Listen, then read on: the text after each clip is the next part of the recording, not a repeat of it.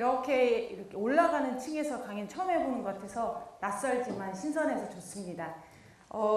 저도 이런 공부방 관련한 강의를 많이 다녔는데 지금 확실히 예전보다 그 관심이 훨씬 더 높아진 것 같다는 게 많이 느껴지는 게 인원이 굉장히 많아지셨던 것 같아요. 예전보다. 그래서 제가 지금 공부방 시작한 지 운영한 지 한 12년 정도 됐거든요. 12년 정도 됐는데 한 10년 전쯤에 한참 붐이 또 일어났었고 그러다가 다시 요즘 와서 공부방에 대한 열기가 많이 생기는 것 같아요. 그래서 그만큼 왜 공부방에 대한 열기나 아니면 열이나 그리고 학부모님들도 오히려 공부방에 대한 니즈를 많이 느끼시기 때문에 여러분들이 많이 고민해 보시고 오늘 강의 들어보시고 생각해 보시고 함께 생각해 보는 시간 됐으면 좋겠습니다. 네, 강의 시작하도록 하겠습니다. 저는 참고로 대전에서 왔고요. 그래서 저쪽이 보이시는지 모르겠지만 대전에 혹시 유명한 거 뭔지 아세요? 그렇죠. 잘하시는구나. 성신당의 튀김소보루라고 유명해요. 제가 약간 어떤 팁이랄까 제 강의의 특징 중에 하나는 대전에 어떤 그런 상징적인 걸 하나씩 사오거든요. 저기 준비되어 있거든요. 열심히 참석해 주시고 반응 좋아주시면 제가 다는 못 드리지만 12개의 빵이 있습니다. 네. 드시고 싶으시면 열심히 하시면 좋을 것 같아요. 네. 아이고, 네네네네. 기억하고 있겠습니다. 네, 이제 시작하도록 하겠습니다. 혹시 중간중간에, 그러니까 아시겠지만 저는 어떤 이렇게 공부를 되게 많이 한 학자가 아니기 때문에, 그러니까 제가 경험했던 걸 기준으로 해서 여러분들하고 같이 이야기를 나눈 시간이라고 가졌으면 좋겠거든요. 그래서 하시다가 보면, 궁금하시거나, 이렇게 꼭 지금 알아야 되겠다, 이런 게 있으시면 손 바짝 드시고, 질문하시면 대답해 드리도록 하겠습니다. 네, 이제 시작하도록 하겠습니다. 제목은 영어 공부방 창업하기입니다. 네, 창업 시작해 보도록 하겠습니다. 그래서 저희가 지금 오늘 준비한 내용들은 1번부터 10번까지 내용입니다. 제가 핸드아웃 드렸기 때문에 다 보셨고 굳이 설명해 드리지 않아도 다음으로 넘어가도 될 것 같아요. 그래서 보시면 제가 하니스라는 게 저희 영어 공부방의 이름이거든요. 그래서 제가 자체적으로 만든 건데 핸드아웃에 없는 것도 있습니다. 이건 별로 중요하지 않기 때문에 굳이 넣지 않았으니까 없는 건 굳이 찾지 마세요. 네, 보시면 제가 처음에 이걸 보여드리는 이유는 뭐냐면 그냥 우리가 단순히 공부방을 하기 때문에 그 작은 집 공간에서 수업을 한다라고 생각을 하시거든요. 근데 생각보다 공부방의 범위가 굉장히 많이 넓어요. 그래서 지금 제가 보여드리는 건 뭐냐면 제가 12년 동안 공부방을 하면서 제가 해왔던 경력? 그런 거거든요. 약간 자랑질? 이런 건데 보시면 창업교육 지금 하고 있고요. 그 다음에 교재 및 커리큘럼 프로그램 교육도 하고 있고요.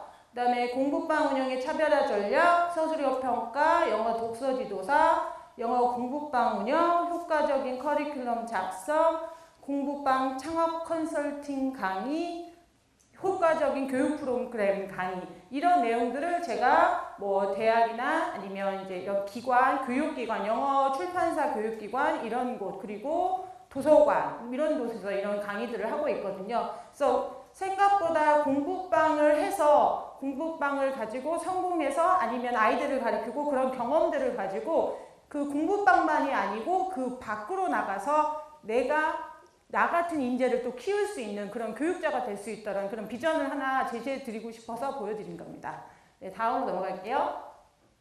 그래서 보시면 제가 2007년에 시작했나 봐요. 되게 오래됐죠. 2007년에 학교 졸업하고 학원을 다니면서 이제 고민을 했죠. 학원을 한 5년 정도 하고 나서 이제 그때가 학원이 부흥기였거든요. 그래서 학원을 할까 아니면 공부방을 할까 했는데 제가 그때는 결혼을 하면서 그냥 막연하게 아직 학원하기는 조금 힘들 것 같다 해가지고 공부방을 우연히 과외하는 아이들을 저희 집에 데리고 오면서 공부방이 시작됐어요. 그러니까 원래 공부방을 하려고 했던 의도는 좀 아니었어요. 그냥 과외를 했던 그 3-4명의 아이들을 집으로 들어오는 것부터 시작했어요.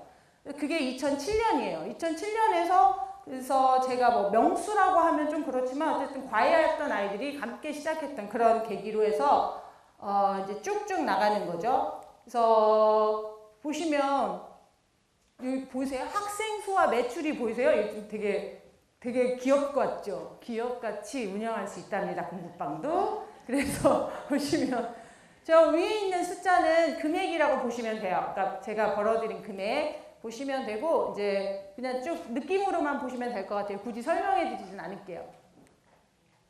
와우, 와우, 반응 좋습니다. 네, 그런 반응은 빵을 불러드리죠.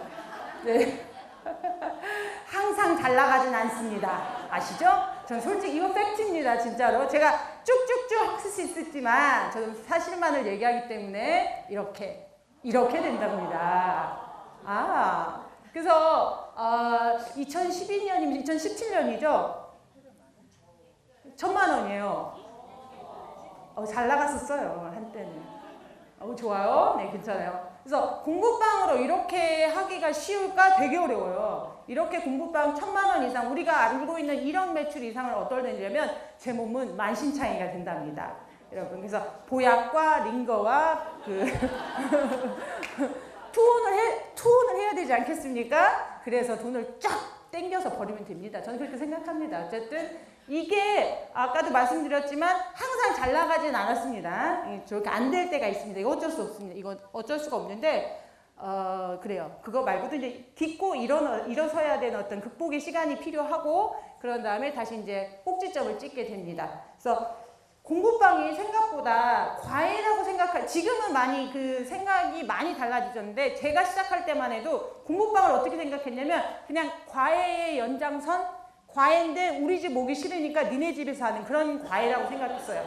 그리고 이제 제가 조금 특징적으로 말씀드리면 제가 대전에 있는데 둔산동이라고 카이스트, 그다음에 연구원들 쫙 있는 그런 데예요. 그래서 제가 강의 때마다 얘기하는 게 저희 그 동네는 거의 스카이가 발로 차면 있어요.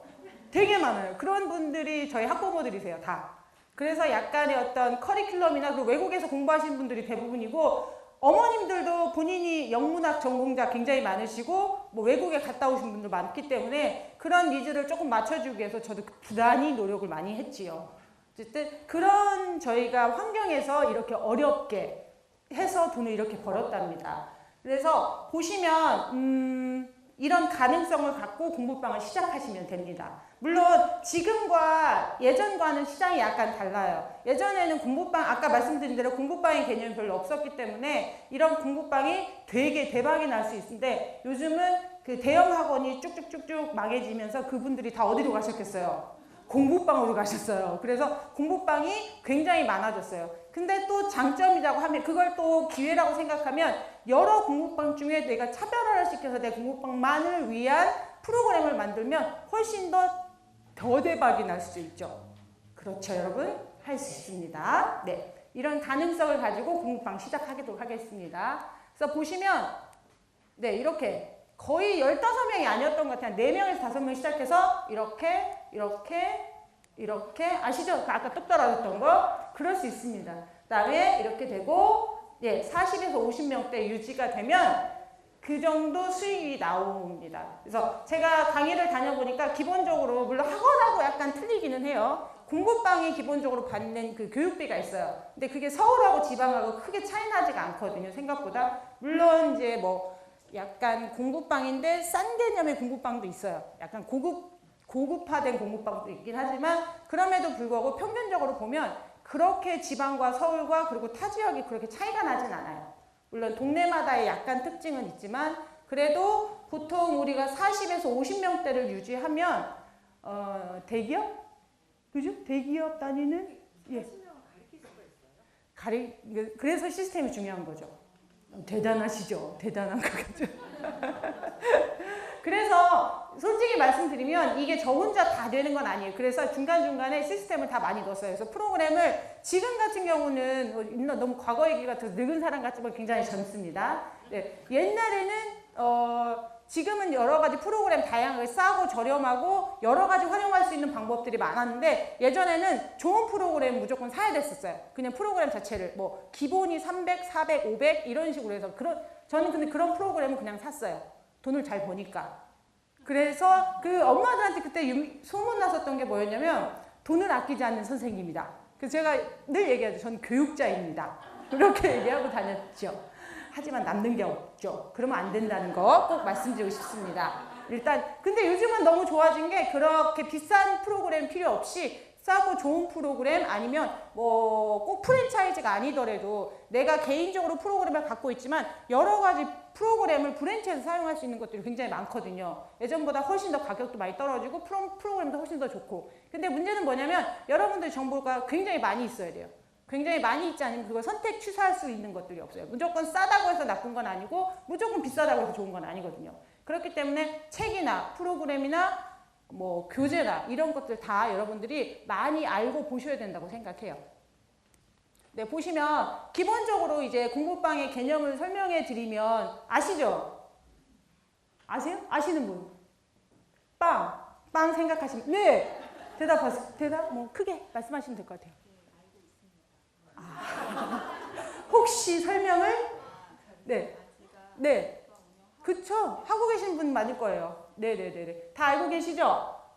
네. 그냥 간단하게 생각하시면 개인 과외 교습자예요. 원래 명칭은. 아시죠? 그리고 요즘은 좀 법이 바뀌어갖고 작년 6월부터 그 개인 과외 교습자라는 팻말 있죠? 팻말, 간판 같은 그런 팻말을 그 현관문 앞에 붙여야 돼요. 보이는 곳에다가. 그렇게 해가지고 이제 밖에서 저희 같은 경우는 밖에서 보면 누구도 공부방이라는 걸 모르거든요. 제가 개인적으로 저희 집에서 수업을 했었거든요. 그래서 가장 우리 가족한테 지킬 수 있는 가장 작은 예의가 뭘까 해서 공부방인 분위기가 아니었으면 밖에서 봤을 때 그들의 집이기도 하니까 나의 일터이지만 그들의 집이기도 해서 그건 안 붙였었는데 요즘은 법적으로 붙여야 되니까 그냥 붙이는 걸로 할 수 있으면 많은 광고를 해도 나쁘진 않을 것 같아요.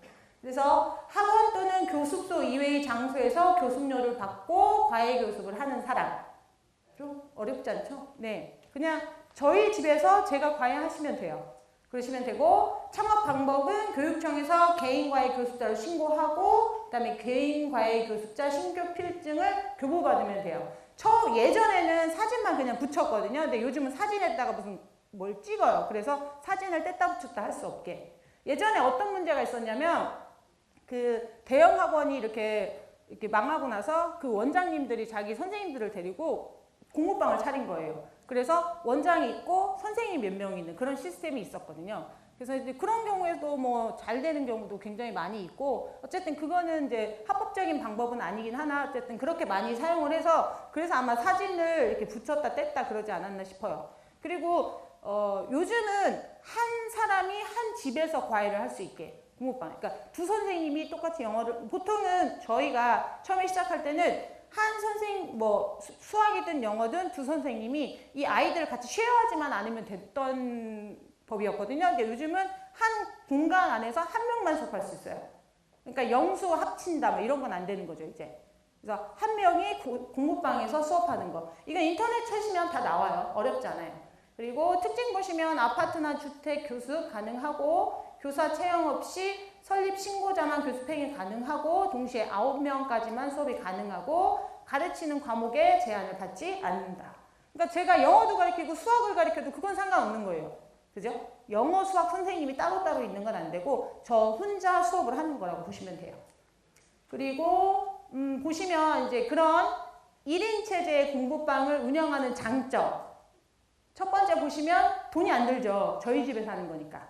그죠? 물론 이제 여러 저희 컨설팅을 해보니까 방을 쓰시려고 하시는 분도 있고 거실을 쓰시려고 하시는 분들이 있더라고요. 그러니까 그거는 뭐 취사 선택인데 일단은 처음 시작할 때는 작게 시작하는 게 좋다고 생각해요. 저는 개인적으로 뭐 프랜차이즈를 프로그램 자체는 좋지만 선호하진 않는 게 이미 프랜차이즈를 하게 되면 처음 초기 비용이 너무 많이 들어요. 근데 공부방이라고 해도 돈이 뭐 안 들고 전혀 비용이 안 든 상태에서 시작하는 게 아니라 그래도 책도 좀 있어야 되고 예를 들면 요즘 다독 프로그램 많이 하니까 좀 책도 이렇게 나열해줘야 되고 그러려면 비용이 들거든요. 근데 내가 어느 정도만큼의 그 성공을 보장하지 못한 상태에서 몇백만 원씩 낸다는 건 조금 위험부담이 있는 것 같아요. 그래서 그거보다는 본인이 조금 어느 정도까지 수업을 해보고 그리고 여러 가지 프랜차이즈 업체들을 이제 본인이 하면서 느끼시는 거예요. 예를 들면 내가 부족한 게 있고 이 프로그램이면 내 부족을 채워줄 수 있는 것들이 분명히 있을 거거든요. 그럴 때 프랜차이즈를 접목하는 게 더 좋지 않을까. 물론 꼭 하는 건 아니에요. 저는 그냥 제 프로그램 그대로 사용하고 있거든요. 그래서 뭐 꼭 하는 건 아니지만 처음부터 크게 시작하지 않는 게 좋은 측면으로 봤을 때는 거실보다는 방에서 시작하는 게 훨씬 더 좋아요. 그리고 가능하면 입구랑 가까운 쪽. 그래야지 동선이 우리 집의 어떤 프라이버시와 약간 그래도 겹치지 않을 수 있다는 거. 저는 엄마기 때문에 그런 거 굉장히 소중하게 생각한답니다. 물론 아버지께서 하시는 분도 굉장히 많아요. 보통 아빠들이 하시는 경우에는 앞에 그 펜스 같은 걸로 막으셔가지고 아이들이 거기 동선에서만 왔다 갔다 할 수 있도록. 그래서 거실은 그냥 독립적인 공간으로 생활하시는 분들 많이 있어요.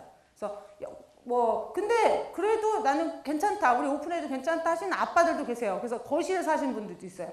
그거는 뭐 취소 선택이니까 선택하시면 좋을 것 같은데, 이왕이면 수업하는 공간이기 때문에 나름 어느 정도까지는 조금 세팅이 좀 되어져야겠거든요. 근데 세팅을 하는 측면에서 봤을 땐 너무 큰 공간은 아무래도 비용이 더 많이 들겠죠. 그래서 일단은 수업하는 공간은 방에서 거기서부터 시작하는 게 맞을 것 같아요. 그래서 방 하나 아니면 거실 밖으로 이렇게 시작하면 좋을 것 같아요. 저 같은 경우는 원래 방 하나로 시작했던 것 같아요. 시작을 해가지고 저희 방이 지금 4개인데 3개하고 거실을 텄죠. 거실을 트고 저희는 그 쪽방, 안방에서 그냥 저희 식구는 그렇게 살았어요. 되게 안타깝게 살았답니다. 1,000만 원 벌면 뭐예요? 저희 방은 그 쪽방 하나인 걸. 슬픈 현실이었죠. 어쨌든 그래서 물론 그렇게 커서 하시면 이제 고민을 하시죠. 보통 나가서 할까? 아니면 여기서 할까? 근데 저는 개인적으로 그냥 집에서 하는 게 더 좋다고 생각해요. 아이들이, 제가 이제 예전에 학원을 다녔을 때 아이들한테 제일 미안했던 게 뭐였냐면 그 딱딱한 시멘트를 보면서 아이들이 공부하는 게 너무 싫더라고요.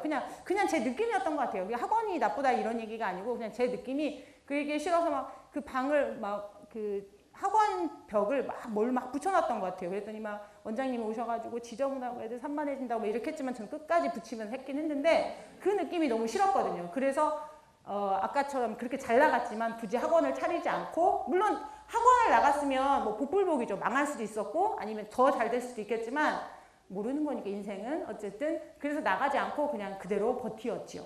네. 그래서 공부방의 창업의 장점으로 계속 돌아가면 저비용 들어가고요. 재택근무 가능하고 시간을 효율적으로 사용할 수 있는 거. 그리고 신고니까 간단하게 공부방 시작할 수 있고, 그리고 교재 및 교육과정에 대한 다양한 컨텐츠를 독자적으로 구성한다. 4번은 뭐냐면 제가 약간 저희 남편이 그런 얘기를 해요. 영어하는 사람들 조금 이상한 거 알지 그래요. 전 전혀 이상하지 않거든요. 근데 저희 남편 주변에 저희 주변에 있는 사람들 많이 봤겠죠? 너만 모르는 거야. 좀 이상해. 이래요. 그래서 생각해보니까 약간 보통은 아닌 것 같기는 해요. 동의할 수 없지만. 그런데 어쨌든 그런 사고를 가졌는지 모르겠는데 원장님이 막 시키는 걸 막 하는 게 너무 싫더라고요. 이렇게 저도 저 나름의 스타일이 있고 고집이 있고 그 교육자인데, 그래서 그게 너무 싫어서, 그래서 그 공부방을 찾으려고 했던 계기가 가장 컸던 것 같아요. 그러니까 저만의 독자적인 프로그램으로 좀 수업을 해보고 싶다. 물론 시행착오도 굉장히 많았지만 그럼에도 불구하고 저는 순발력이 굉장히 빠르거든요. 운동선수 출신이라. 그래서 마구마구 빨리빨리 바꿨죠. 그것도 필요해요. 트렌드를 읽고 트렌드 변화에 천천히 기다리기보다는 아니다 싶을 때는 빨리 접는 게 나아요. 다만 이제 그거를 학부모님들과 풀 때 어떻게 푸냐는 선생님이 고민하셔야 되는데, 나는 그냥 바로 가서 엄마와 상담해서 100% 성공할 수 있어. 이런 마인드는 망해요. 절대 안 돼요. 상담은 다른 어떤 거 제가 해보니까 상담은 금방 느는 게 아니더라고요. 상담은 꾸준하게 연습을 하고 페이스 투 페이스로 해서 얼굴 보고 전화로도 하고 욕도 먹고 뭐 이거저거 해가지고 진상도 진상이라고 하면 안 돼요. 교육자니까요. 어려운 어머니 그리고 외로운 어머님들이 계세요. 진상은 없어요. 외로운 어머님들이 있어요. 그런 어머님들의 심정을 달래드려야 돼요. 아시겠죠? 지금 웃고 계시죠? 여러분도 그런 분 있을 수 있어요. 그리고 생각보다 외로우신 분들 되게 많아요. 특히 아버지가 외로우면 큰일 나요. 아버지들이, 그런 다른 느낌이 아니고 아버지들이 굉장히 외로우시면 굉장히 까다로우세요. 정말. 그분들이 영어 터치하기 시작하시면, 그 아버지가 영어를 터치한다는 건 뭐냐, 저희가 말씀드린 연구원들 되게 많거든요. 연구원들이 영어를 터치하기 시작하면 굉장히 복잡해. 성문부터 나오기 시작해요. 그러면 서로 좀 애달퍼지죠. 성문부터 나오고 이런 얘기하고 저런 얘기하면 끝이 없거든요. 그러니까 외로운 분들의 말씀을 너무 많이 이렇게 대답해 주지 말고 그냥 들어만 주세요. 그래야지 빨리 끝나요. 최대한. 어머, 선생님 웃죠? 한 2시간 전화기 대고 보세요. 여기서 불이 나요. 근데 결론은 들어보면 다 똑같은 얘기예요. 그치? 아시잖아요. 다 여러분도 해보셨잖아요. 다 똑같은 얘기거든요. 서로 힘든 얘기래요. 그래서 네네네네 감사합니다. 아니, 물론 그것도 영어는 집어넣고 네네네네 하시는 거죠. 뭐 이런 것들입니다. 그래서 다른 강의랑 좀 틀리죠. 이게 다 현장에서 나온 거니까 잘 새겨 들으시면 좋을 거예요. 그리고 보시면 5번 보시면 1인 운영으로 교사이자 원조? 교사이자 원장인데 띄어쓰기가 안 된 거 아시죠? 네. 그 다음에 1인 운영으로 인해 저비용으로 운영, 뭐 저비용이라는 게 없죠. 그냥 내가 벌고 내가 가져가면 되니까 내가 쓰고. 그렇기 때문에 돈이 특별히 들 만한 게 없죠. 그리고 2번 보시면 이제 왜 공부방인가에 대한 질문을 하겠죠. 와, 나는 학원을 차릴 수 있는 경제적 여건과 능력이 돼 있는데 왜 공부방을 차려야 될까? 이런 질문을 하실 수 있는데 첫 번째 보시면 요즘은 대형 학원이 많이 안 되죠. 대전도 지금 되게 많이 망했거든요. 근데 보면 대형 학원의 어떤 그런 뭐 많은 아이들 속에서 우리 아이가 되게 특출나지 않으면 전기세 내러 다닌다는 개념은 엄마들도 다 알고 계세요. 그래서 그런 프로그램보다는 오히려 소수로 해서 우리 아이들한테 맞춤을 할 수 있는, 저도 공부방을 하면서 가장 포커스를 뒀던 게 그거였거든요. 우리 아이들한테 맞출 수 있는, 예를 들면 저는 메인 컨텍스트가 있지만 그럼에도 불구하고 이 아이가 좀 안 맞다 싶으면 메인과 서브를 적절히 조합하고 바꿔요. 그러니까 그런 프로그램은 예를 들면 대형학원의 어떤 프로그램 그대로 따라가야 한다고 하면 그건 굉장히 어려운 일이거든요. 하지만 저는 제가 하는 프로그램이기 때문에 그 대신 제가 하는 거에 대한 분명한 목표와 목적 의식은 있죠. 그러면서 아이들과 함께 맞춰 나가는 거죠. 근데 그런 부분들이 훨씬 아이들한테 맞았던 것 같아요.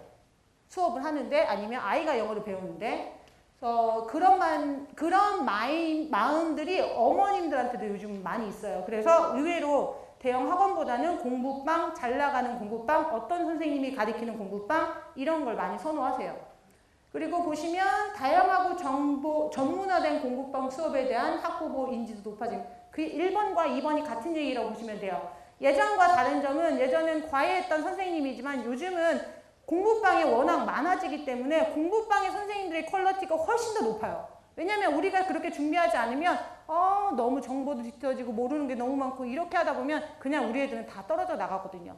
어차피 공부방은 아시겠지만 100% 입소문이에요. 내가 광고지를 돌렸다 해도 그 광고지를 보고 들어오는 케이스는 1000분의 1? 10,000분의 1? 이게 가능성이 있다고. 뭐 100장에 1명 전화 오는데 그냥 전화만 하는 거예요. 대부분 그런 분들은 다른 공부방 선생님이세요. 그것만 아시면 돼요. 100장을 붙였어요. 한 통 왔죠. 그거는 다른 공부방 선생님이에요. 그 느낌과 촉이 있어요. 근데 처음부터 내가 딱 받았는데 이건 선생님일 거야. 몰라요. 한 10년 이상 딱 느끼면 여보세요 하면 딱 알아요. 아, 그렇구나. 그런 거 있어요. 어쨌든 몇 번 당했거든요. 어쨌든 뭐 당한 건 아닌데 뭐 같이 동종업계니까 저는 차라리 까놓고 얘기해서 물어봤으면 좋겠어요. 그러기보다는 원래 대부분 보면 프로그램하고 교육비 때문에 그러거든요. 왜냐면 교육비 측정이 나중에 나오겠지만 교육비 측정이 조금 애매해요. 동네랑 시장이 이 분위기 이쪽 동네가 어떤 분위기인지 여기서 나름 시장이니까 이 시장 가격이 어느 정도 되는지 잘 모르거든요. 초보 선생님들은. 그리고 보통은 그래서 이제 뭐 주변에 영어 서점이나 이런 데 가서 얘기를 하지만 그분들도 확실하진 않아요. 그래서 그걸 실질적으로 알 수 있는 방법은 전화해서 직접 가격을 물어보는 거죠. 그죠? 그런 프로그램도, 네. 그렇게 촉이 왔을 때 어떻게 대처하는 거예요?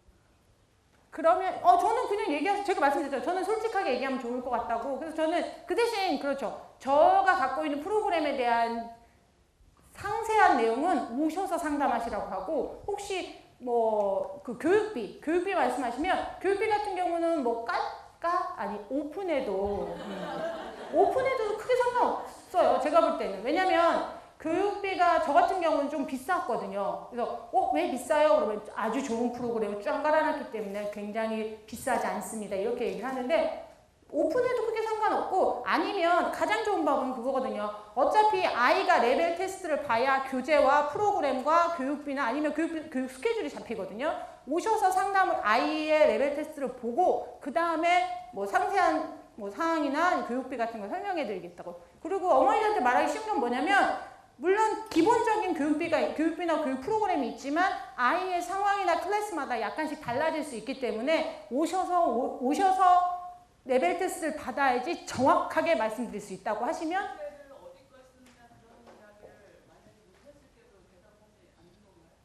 그것도 그렇게 그러니까 뭉뚱그린다고 표현하면 좀 그렇긴 한데 아이들마다 저희 같은 경우는 진짜 그렇거든요. 물론 메인 클래스는 있지만 메인은 굳이 뭐 얘기하든 안 하든 뭐 그분이 정말 선생님이면 메인 교재가 뭔지에 대해 굉장히 상세하게 물어볼 수 있는데 본인도 찔리거든요. 그렇게 티나게는 물어보지 않아요, 대부분. 그래서 말씀드리면 뭐냐면 아이들마다 클래스마다 프로그램이 다르게 들어가기 때문에 지금 어떤 교재를 쓴다라고 말씀드릴 수는 없다. 다만 알고 싶으시면 일반적인 교재, 우리가 알고 있는 모두 다 쓰는 교재들을 얘기하셔도 나쁘진 않을 것 같아요.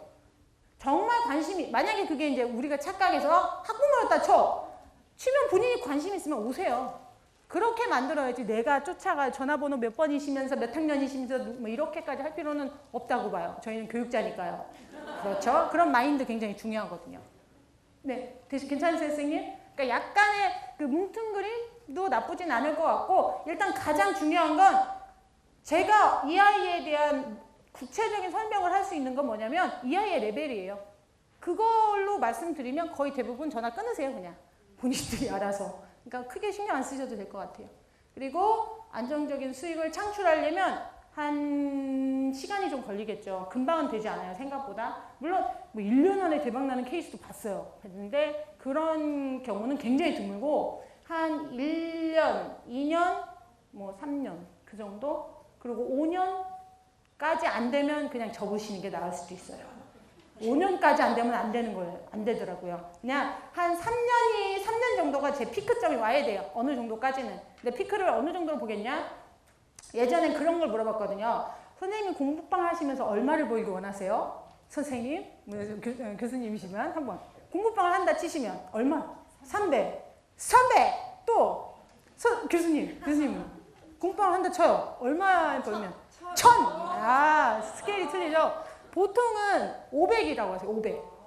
500의 감이 어떤 대충 느낌 아시겠죠? 300과 1000은 약간 버리는 걸로 하고요. 1000은 안 돼요. 그러는 거 아니에요. 욕심이에요. 그러면 안 돼요. 일단 300 그리고 지금은 확실히 틀리네요. 예전에 100도 나왔었어요. 그래서 제가 그때 10년 전에 100, 그 차이는 없죠? 100을 했어요. 그래서 제가 딱 그 말 했어요. 하지 마세요. 그랬어요.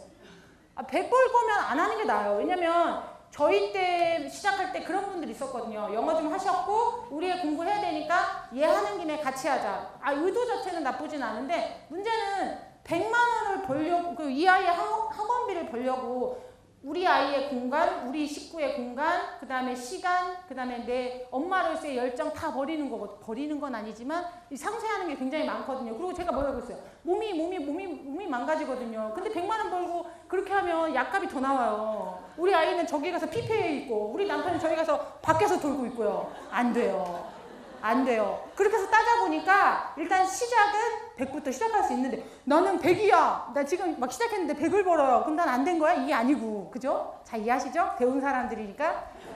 시작은 20부터 시작할, 한 팀이면 20부터 시작할 수 있는 거죠. 그런데 시작해서 어느 정도 우리가 생각했을 때 안정기가 있어요. 누가 그건 딱 이때가 안정기야 이렇게 말할 수는 없지만 안정기에 접어들었을 때 500까지는 안 해들어도 400에서 500 선까지는 내가 벌어줘야지. 왜냐면 말씀드렸잖아요. 이게 400, 500이면 공부방 중에서도 잘 나가는 거예요. 1000은 대박 난 거고요.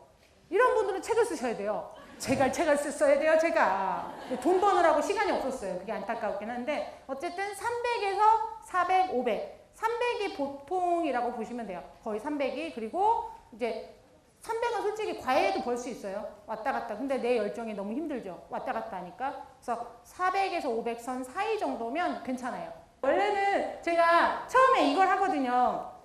창업 강의할 때 가장 먼저 하는 강의가 창업 강의인데 창업 강의 할 때 이런 걸 만들어요. 물론 하고 계신 분도 계시지만 하지 않으신 분들한테 이런 걸 한번 해보라고 하세요. 그래서 공부방 이름, 로고, 그 다음에 간단 요약 및 광고. 이게 되게 유치하지만 이거 제가 만든 거예요. 보이시죠? 안 보이세요? 보이시죠? 이거 만든 거예요, 저희가. 그래서 딱 옆에 보시면 보이세요. 어디 구석에 보시면 코너에.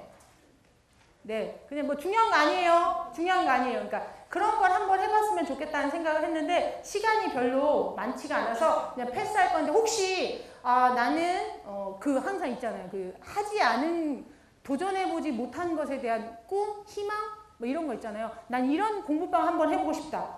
하시는 분 있으면 강력하게 계시면 2개 드릴게요. 빵. 진짜. 선생님 한번 해보세요. 선생님이 있으실 것 같아요. 응. 굉장히 적극적으로 대답하셨었거든요. 저 뒤쪽을 보세요. 선생님, 아니 본인. 네, 본인. 갑작스런 늦둥이는 안 돼요. 계획된 출산 안 돼. 참고로 이런 말 같지만 저도 애가 하나거든요. 임신했을 때 저희 공방이 65명이었어요. 65명이 만삭이었을 때. 저 그 전날까지 이랬거든요. 근데 2달을 쉬겠다. 저 이런 말 잘 안 갔지만 대학 조기 졸업하고 한 번도 쉰 적이 없어요. 단 일주일도 쉰 적이 없거든요. 휴가 빼고요. 그래서 2달 쉬어보겠다 했는데 딱 한 달 쉬니까 그때부터 컴플레인 전화 들어오기 시작하는 거예요. 그래서 한 달 쉬고 바로 일했어요. 손목이 나가요. 안 돼. 어쨌든 갑작스런 출산. 네, 계속 할게요. 그래서 하셨어. 갑작스런 출산으로 그냥 그만두신 거예요? 그럼 뭐 따로 뭐 더 차리고 싶으신 뭐 공부방이나 뭐 이런 건 없으세요? 한참 있어야 되죠, 그죠? 지금 준비하시면 되겠네요. 그럼 이름이랑 로고랑 그리고 어떤 광고 내용으로 하시겠는지 혹시 없으세요? 이거 생각보다 많이 시키잖아요. 처음에는 막 하세요. 막 하시다가 발표하라고 막상 하시잖아요. 그분들이 한 20분 잡아먹으세요. 한 분이 막 5분씩 하시고 짧게 하려고 했는데 생각보다 본인의 꿈이 너무 많으신 거예요. 근데 되게 좋아요. 그러니까 저도 그거 들으면서 저거 괜찮겠는데? 이러고 적어본 것도 몇 개 있었거든요.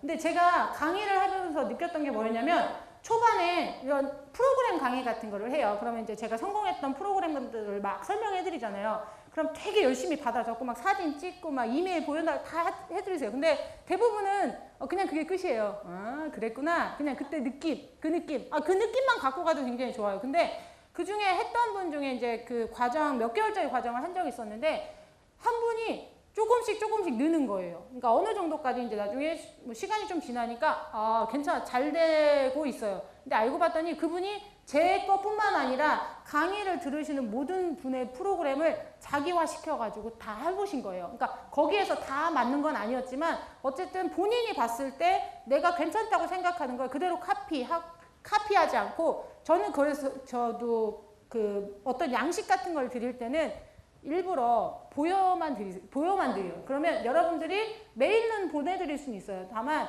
그거를 그대로 사용하는 건 의미가 없어요. 왜냐하면 그 폼은 제 폼이지 여러분의 폼이 아니거든요. 근데 그분이 성공했던 케이스가 뭐였냐면 그분은 그걸 보고 자기화 시켰어요. 그리고 그걸 자기 수업에 넣어봤던 거예요. 근데 말하자면 뭐 이런 거겠지만 저희 그래도 성공한 사람들이잖아요. 그렇기 때문에 어느 정도만큼의 성공 확률을 갖고 있는데 다만 이제 아이들이랑 선생님이랑 생각했던 그런 포션이 안 맞아서 그럴 수도 있는데 어쨌든 그렇게 몇 가지를 해가지고 굉장히 소문이 잘 났다는 얘기가 있었거든요. 그래서 그분이 굉장히 잘 됐어요. 그래서 말씀드리고 싶은 건 뭐냐면 어떤 이런 강의나 아니면 어떤 프로그램 아까 뭐 강사님께서 말씀하셨지만 되게 좋은 이야기들은 많이 적고 아니면 캡처해 보시고 그 뭐 메일을 받으셨으면 받으셔서 그거를 한번 쭉 읽어보시고 나한테 도움이 될 만한 걸 한번 하나씩 모든 강의에서 하나씩 건져보세요. 건져보시고 그걸 조금 뭐 그분도 되게 많이 바꾼 게 아니거든요. 심지어 뭐 이름 하나 바꾸고 칸수 뭐 이 정도 이런 거예요. 그것도 나쁘지 않다고 보거든요. 그대로 쓰는 것보다는. 그래서 그렇게 한번 연습을 해보시면 훨씬 더 본인의 좋은 프로그램을 만들어낼 수 있다고 생각해요. 인수가 되게 쉽지 않은 거거든요. 저는 솔직히 인수는 그닥 추천해드리고 싶지 않은 게 인수는 공부방은 좀 틀려요. 학원은 좀 다르겠지만 공부방 같은 경우는 우리 애들이 있는 거 개념이라고 보시면 돼요. 나한테 내 프레임에 맞춰있던 애들이기 때문에 그 아이들이 다른 선생님한테 가면 내 프레임대로 갈 수가 없는 거예요. 그래서 가능하면 인수보다는 그냥 새로 창업을 하시는 게 훨씬 더 나을 수 있고 이런 아이들은 정말 되게 운이 좋은 게 잘해서 그나마 다행인 건데 아까 말씀드린 최악의 클래스라는 게 뭐냐면 공부방은 우리가 원하는 대로 원하는 4명 딱 채워서 한 클래스 딱 시작하면 얼마나 좋겠어요. 근데 그렇게 되지 않거든요. 생각보다. 그래서 시작점을 나는 하나부터 시작하겠다 아니면 둘부터 시작하겠다. 그거는 본인들이 선택하셔야 돼요. 내가 하나가 맞다, 2개가 맞다는 얘기를 2명이 맞다 이렇게 말씀을 못 드리는데 9명인데 몇 명 안 되는 그 9명인데 레벨이 다 틀린 거예요. 그럼 수업을 물론 코칭이기 때문에 좀 가능하시기도 했는데 일반적으로 티칭을 한다고 생각하시면 9개의 수업이 있는 거예요. 그런데 나는 9개의 수업을 하면 시간이 하여튼 굉장히 일주일에 한 번만 오는 게 아니잖아요. 하여튼 2번에 3번 정도 오는데 죽도록 그렇게 9시간 수업하기 쉽지 않거든요. 그러면 뭐 예를 들면 2번 온다고 치면 18시간, 3번 온다고 보면 27시간이에요. 그렇게 미친 듯이 일하고 버는 건 180이 안 되고 뭐 이렇게 되는 거죠. 아주 힘든 일이에요. 그래서 저 좋은 케이스는 아니지만 저런 애들을 버리지 못하는 게 뭐냐면 잘하는 아이들입니다. 그러니까 이거를 뭐 아이들 취사 선택해라 이런 의미의 개념이 아니고 가능하면 아이들을 묶을 수 있는 방법으로 수업을 하시고 그 안에서도 약간의 조절이 그러니까 가능하거든요. 예를 들면 한 클래스인데 무조건 다 똑같을 수는 없어요. 왜냐하면 우리가 인원이 작기 때문에 학원처럼 이렇게 레벨링을 완벽하게 할 수가 없거든요. 조금 다르지만 우리가 스스로 이 아이들 내 바운더리 안에 들어있기 때문에 조금씩 조절해서 할 수는 있어요. 그리고 이 아이의 뭐 애프터 클래스를 조금 더 다른 프로그램으로 넣어준다든가 아이가 뭐 밑에 있는 아이들이 좀 올려올 수 있는 방법들이나 아니면 숙제 같은 걸 좀 더 추가해서 주거나 이런 식으로 할 수는 있거든요. 여러 가지 방법들이 있기 때문에 가능하면 수업을 조금 묶는 방법으로 하고 인수보다는 창업적으로 하시는 게 훨씬, 그러니까 새로 하시는 게 훨씬 더 좋을 것 같다는 생각이 들어요. 네, 그래서 이제 가장 먼저 여러분들이 공부방을 하실 때 정해져 있는 게 뭐냐면 교육 주체예요. 그래서 보시면 우리가 초, 중, 고를 보시잖아요. 초, 중, 고 보고 혹시 그 빈 곳을 본다 하시면 유치까지 볼 수 있거든요. 유치까지 볼 수 있는데 유치는 생각보다 좀 유치하고 어려워요. 그래서 그냥 뭐 맞으시면 그러니까 예전에는 여기는 조금 없으신 것 같은데 유치원 선생님들은 딱 눈에 띄어요. 근데 여기는 없는 것 같아요. 아닌가? 죄송해요. 너무 멀리 했었나 봐요. 너무 아름다우셔서. 근데 어쨌든 본인이 이런 그런 게 약간의 모습이 있으세요. 이게 유치원을 할 만한 어린아이들, 막 이런 아이들 어울릴 만한 선생님이 계시거든요. 그런 분들은 하시면 좋지만 저같이 소리 크고 아시죠? 이렇게 와이드하고 막 이런 사람들은 유치원 아이들하고 하면 같이 함께 싸운답니다. 그래서 안 맞는 거예요. 그러니까 그래서 말씀드린 게 뭐냐면 교육 주체를 정하시는 거 좋아요. 남들이 한다고 살 필요가 없어요. 내가 잘할 수 있는 거. 예전에 그런 선생님 되게 많이 봤거든요. 고등학생을 하니까 너무 늦게 끝나는 거예요. 근데 우리 애도 키워야 되니까 내가 이 초등학교 저학년을 해보겠다는 거예요. 근데 생각해보세요. 그 입시를 가리키고 단어 외우고 해석했던 그분이 1학년을 가서 뭘 가리킬까? 이분은 감이 전혀 없으세요. 그래서 막 이런 데 강의를 너무 많이 들으시는 거예요. 근데 문제는 뭐냐면 그분의 생각을 버리지를 못하시는 거죠. 결국은 수능으로 가야 돼요. 이 생각인 거예요. 초등학교 1학년한테 너는 결국 수능으로 가야 되니까 이 방법으로 가야 된다. 이러면 안 되거든요. 그럼 그분은 그냥 중고로 가시는 게 맞아요. 굳이 구태여 뭘 해가지고 내가 유치원 뭐 해가지고 이렇게까지 할 필요는 없을 것 같아요. 그러니까 교육 주제를 내가 어떤 아이들한테 맞는지 그리고 자기 교수법을 조금 객관적으로 볼 필요도 있는 것 같아요. 그리고 뭐 유치유아 보시고 뭐 이렇게 그리고 예를 들면 TPR 같은 교육을 굉장히 선호하시는 분들이 있어요. 간혹 가다 보시면 공부방에서도 하시거든요. 초등학교 저학년 아이들도 TPR 교육 하는 아이들도 있긴 있어요. 근데 이제 뭐 그런 거 선호하시는 분들은 그리고 몸이 날랜 분들, 가벼운 분들 괜찮아요. 이런 분들 하시면 좋죠. 네. 그리고 솔직히 말하면 이조 교육이 가장 내가 가리키는 보람을 느끼죠. 막 가리키고 뭘 했는데 노래도 따라 부르고 파닉스도 뭔가 읽어가고 내가 영어를 좀 잘 가리키고 있구나. 솔직히 큰 아이들 같은 경우는 내 말도 잘 안 듣지만 실제적으로 이렇게 보여지는 게 조금 아웃풋하는 게 적기 때문에 교육 효과와 어떤 나의 보람을 많이 느낄 수 있을 때 내 몸은 많이 힘들어진다. 이런 느낌? 그렇게 보시면 돼요. 그래서 송, 챈트, 스토리텔링 같은 거 목소리 뭐 이렇게 목소리 성대 강하신 분들은 괜찮아요. 성대 약한 사람들은 하면 죽어요. 그리고 이제 초등학교 그다음에 초등학교 그다음에 중등, 고등. 그래서 보통 공부방을 나눈다 하면 요즘 거의 유치는 많이 안 하는 초등학교, 중학교, 그리고 중학교, 고등학교 이렇게 나눈다고 보시면 되고 요즘은 이제 워낙 아이들이 없다 보니까 어떻게 하냐면 초등학교 고학년 그러니까 옛날에 고학년이랑 6학년이거든요. 6학년 아이들 중학생을 가니까 그렇게 받았는데 요즘은 내려갔어요. 4학년부터 고등학생까지 그렇게 많이 받아요. 그러니까 좀 폭을 넘기는 거죠. 왜냐면 아이들이 확실히 줄긴 줄었어요. 전체적으로. 그렇기 때문에 조금 자기의 스펙트럼을 넓힐 필요는 있는 것 같은데 뭐 초등학교 4학년 정도면 그래 내가 생각하는 수능 어느 정도까지 뭐 이렇게 하지만 그래도 학습의 여러 가지 방법은 좀 필요하지 않을까 초등학생들은. 그래서 여기에서 자기한테 맞는 교육 대상을 정해주는 거 이게 가장 필수 처음 코스라고 보시면 돼요. 그리고 이제 공부방 커리큘럼 보시면 메인 프로그램과 세컨 프로그램이 있으면 좋을 것 같아요. 우선 메인 프로그램이면 뭐냐면 내가 그 프랜차이즈가 아니잖아요. 누가 나한테 교재를 주거나 프로그램을 짜주는 게 아니기 때문에 제가 정해야 되거든요. 그러기 위해서는 내가 메인으로 가는 그래머나 내가 예를 들면 폴스키 중에 나는 어떤 부분 수업을 하겠다 정하시면 그 부분에 해당하는, 그 파트에 해당하는 메인 교재를, 그러니까 메인 프로그램이 뭘까 막 이렇게 얘기를 하세요. 메인 프로그램은 메인 교재예요. 메인 교재가 뭘까? 근데 메인 교재를 선택하실 때는 적어도 1년 이상은 계속 쓸 수 있는, 1년 동안은 변하지 않은 그런 교재로 보시면 돼요. 그래서 메인 교재는 굉장히, 저도 시행착오 많이 했다고 말씀드렸잖아요. 바꾸고도 했지만 그래도 메인 교재는 지켰죠. 그게 제 자존심이니까요. 그것마저 흔들리면 자존심이 없는 교육자가 되니까요. 그래서 메인 프로그램은 정말 신중하게 고르시되 세컨 프로그램 같은 경우에는 추가해요. 예를 들면 뭐 아까 같이 레벨이 다른 친구들 같은 경우에는 메인 프로그램 같이 하고 20분은 세컨 프로그램 따로 하는 거예요. 그런 프로그램도 괜찮고, 이거 하나를 했던 뭐 리딩, 예를 들면 그래머를 했는데 라이딩을 좀 더 넣고 싶다. 그래서 라이딩을 뭐 20분 정도 해서 세컨 프로그램 넣어도 되고요. 그러니까 여러 가지 방법이 있어요. 세컨 프로그램은. 다만 이 메인 프로그램에 도움이 될 수 있는 프로그램이 세컨 프로그램에 들어가는 게 좋을 것 같아요. 그래서 그거는 선생님이 어떤 교재를 선택하고 어떤 파트를 선택하냐에 따라서 세컨과 메인이 많이 달라질 수도 있을 것 같아요. 그리고 아까 말씀드린 대로 파트별 학습 목표 및 과정 정하기. 파트라고 하면 이제 스킬, 4스킬, 뭐 본인이 리스닝, 스피킹, 리딩, 라이팅 다 그 중에서 원하시는 걸 하시면 되죠. 어떤 거 주변에 뭐 예를 들면 리스닝과 스피킹을 안 한다. 거의 없지만 거의 없는 이유는 아시겠죠? 굳이 나는 리스닝과 스피킹이 강하기 때문에 그걸 하겠다 해도 괜찮은데 왜 주변에 안 할까? 이런 고민을 한번 해보시는 것도 좋을 것 같아요. 그죠?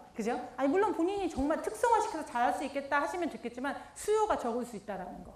그러니까 우리는 물론 교육자이기도 하지만 그래도 나름 돈을 벌어야 되는, 아까 선생님 말씀하신 대로 사업가잖아요. 돈을 벌어야 되니까 그런 시장의 니즈도 조금 알아줄 필요는 있을 것 같아요. 그래서 파트를 정하시고 그 파트에 맞는 학습 목표, 과정 정하시면 될 것 같아요. 그리고 메인 프로그램을 기준으로 공부방 커리큘럼 만들기. 요즘은 되게 좋아졌어요. 진짜 편하게 출판사를 선택하던가 아니면 뭐 책을 선택하면 거기에서 모든 커리큘럼이 다 나와요. 다만 거기에다가 제가 브릿지를 이렇게 집어넣으면 돼요. 근데 저가 처음에 시작할 때만 해도 그런 게 없었어요. 그래서 제가 메인을 정하고 세컨 프로그램을 다른 출판사를 넣고, 저는 일부러 출판사 2개를 썼거든요. 교재를 쓸 때. 그래서 이 한 텍스트만 익숙해지는 게 아니고 이거 말고도 다른 여러 개의 텍스트가 익숙해질 수 있도록 세컨 프로그램을 다양하게 썼어요. 다른 출판사로. 그래서 그 메인 프로그램 커리큘럼을 짤 때 그걸 기준으로 내가 갖고 있는 메인 프로그램 교재를 가지고 프로그램을 짜시면 돼요. 그래서 그들이 갖고 있는 학습 목표가 분명히 있어요. 그분들은 학자들이 쓴 거기 때문에 저보다 훨씬 더 훌륭해요. 그래서 저는 개인적으로 막 교재를 만들어서 쓰는 거 별로라고 생각해요. 저는 학자가 아니잖아요. 저는 사업가이며 교육자이지. 그렇기 때문에 거기에 충실하게 그 학자들이 만든 내용들을 고스란히 써서 거기에 맞게 수업만 해주시면 돼요. 그게 그 교육자 입장이 아닐까 싶거든요. 그래서 메인 프로그램을 기준으로 해서 커리큘럼을 만드시면 돼요. 자세하게 설명되어 있고, 보시면 지금 이제 출판사 같은 데 이렇게 해서 한번 들어가 보시면 되게 잘 돼 있어요. 그리고 뭐 서점 같은 데 보시면 아예 큰 차트처럼 이렇게 되어 있는 것도 굉장히 많거든요. 그래서 그런 것들을 선생님이 좀 연구를 하실 필요가 있어요. 그냥 딱 봐서 나 이거 할게요가 아니고 요거도 보고 좀 비교를 해보시면 더 좋을 것 같아요. 그리고 이제 학년별, 기간별 교육과정. 저희가 보통 이제 학원이랑 그 공부방이 약간의 차별을 받는 이유가 뭐냐면 약간 시스템화되지 않은 그런 느낌? 그러니까 왜 학원을 가면 뭐 레벨 테스트부터 시작해가지고 거기에 맞춰서 이 아이가 아까 선생님 말씀대로 딱 나오면 차차차차 나와서 이렇게 해서 앞으로 이렇게 공부하면 여기까지 갈 겁니다. 이게 있어야 되는데 공부방은 그런 게 없다 보니까 약간 무시하는, 경시하는 그런 느낌이 있었어요. 그래서 저 같은 경우도 레벨 테스트를 따로 다 그 교재별로 만들었어요. 어차피 저는 교재를 가지고 메인 프로그램을 만들었잖아요. 그렇기 때문에 그거 가지고 거기 교재 가지고 시험지를 만들었어요. 그렇기 때문에 레벨 테스트가 가능하거든요. 그렇게 해서 제가 짠 메인 프로그램하고 제가 아이가 시험 본 그 테스트지랑 연결을 하면 어느 정도까지의 그 커리큘럼이나 교육과정이나 기각 같은 것들이 나오는 거죠. 다만 그게 하나로만 끝나면 안 되고 뒤에 아마 나올 수도 있는데 처음부터 끝까지 내가 하고 있는 초등부터 예를 들면 고등학교를 한다고 하면 고등학교까지 프로그램이 다 나와 있어야 돼요. 그렇게. 물론 중간중간에 수정은 분명히 있다고 말씀드렸잖아요. 그건 엄마들한테도 인지시키면 되고, 그러니까 그렇게 진행하면서 어머니한테 상담을 할 때 이 아이가 2학년에 시작해서 이렇게 진행을 하면 2학년, 뭐 3학년이 4학년이 됐을 때 여기까지가 가는 것이 우리의 목표입니다. 이렇게. 그리고 그래머나 리딩을 뛰는데 이 정도의 시간이 걸리고 이렇게 하면 얼마 정도의 기본 문법은 여기서 마무리가 됩니다. 이런 정도의 이야기들을 선생님이 굉장히 전문가답게 그리고 시스템을 갖춘 어떤 파일과 아니면 뭐 포트폴리오를 가지고 설명을 해주시면 엄마들도 믿음이 훨씬 더 많이 가시죠. 저희가 어떻게 보면 되게 훌륭한 선생님들이거든요. 학원보다. 왜냐하면 내 프로그램을 갖고 내가 운영하기 때문에 훨씬 더 훌륭해요. 그럼에도 불구하고 내가 그런 짜잘한 걸 갖추지 못했기 때문에 무시당하는 건 되게 기분 나쁘잖아요. 저는 그런 맥락에서 시작을 했었어요. 왜냐하면 누구한테도 지지 않을 나의 완벽한 커리어를 그런 그 짜잘한 그 서류잖아요. 보면 저도 그런 거 컴퓨터 잘 못하는데 그 짜잘한 것 때문에 그렇게 하는 게 너무 싫더라고. 그래서 뭐 프로그램 포트폴리오 다 만들고 그 다음에 파일에다 다 집어넣어서 이 아이가 이렇게 가서 가는 거 레벨 테스트 다 집어넣고 레벨 테스트화. 그래서 처음에는 막 그런 거 보시고 되게 놀랐어요. 이거는 학원의 스케줄인데요. 막 이런 식으로 얘기를 들었거든요. 그러니까 그렇게 조금 보여주는 식의 어떤 그 준비도 좀 필요하지 않을까 그런 생각이 들어요. 네. 그래서 보시면 이제 저희가 지금 하고 있는 그런 과정들이라고 보시면 돼요. 이렇게 레귤러, 그 다음에 레귤러 클래스 3일차 프로그램인데 이제 중학교 때부터는 이틀로 바뀌어요. 이건 초등학교 아이들. 그리고 저희가 지금 이틀 같은 경우는 여기 이제 2차 3일 수업을 다 하는 게 아니고 하루 이틀은 수업을 해요. 이쪽은 화상영어를 해요. 화상영어를 뭐 개인적으로 해도 좋은데 뭐 아이들하고 묶어서 같이 화상영어를 할 수도 있거든요. 그래서 화상영어를 해서 외국인들하고 좀 소통할 수 있게끔 해주시면 좋을 것 같고, 공부방에서 저 도입한 지 얼마 되지, 이제 저희가 레귤러 클래스 같은 아까 화상영어를 했던 클래스 같은 경우 원래 프로젝트 수업을 했었거든요. 근데 프로젝트 수업을 하다 보니까 하는 아이는 계속 하고 안 하는 아이는 계속 뒤처지고 이런 케이스가 되더라고요. 영어로 진행하는 거였는데. 그래서 좀 그거보다는 좀 더 현실적으로 바꾸자 해서 화상이 들어간 지 얼마 되지는 않았으나 그래도 아이들한테 나쁘지 않았어요.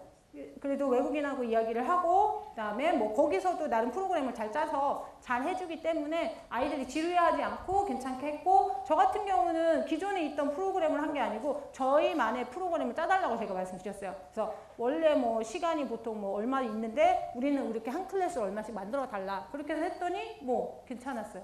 아이들도 좋았고, 그리고 어쨌든 제가 이 하루 정도는 다른 수업을 또 할 수 있겠죠. 다른 클래스를 받을 수가 있겠죠. 그러니까 이런 게 선생님 운영의 묘미라고 좀 보시면 될 것 같아요. 네, 그래서 교재 정하게 보시면 이제 교육 주체를 아까 정했죠. 그리고 커리큘럼 정했고, 그 다음에 이제 메인 교재를 정해야 되죠. 그래서 아까 파트를 정했기 때문에 거기에서 이제 우리가 책을 고를 때는 여러 가지 뭐 본인이 좋아하는 책도 있어요. 선생님이 좋아하는 책도 있고 아니면 아이를 위해 선택을 할 수 있지만 두 개 다 생각을 해보셔야 될 것 같아요.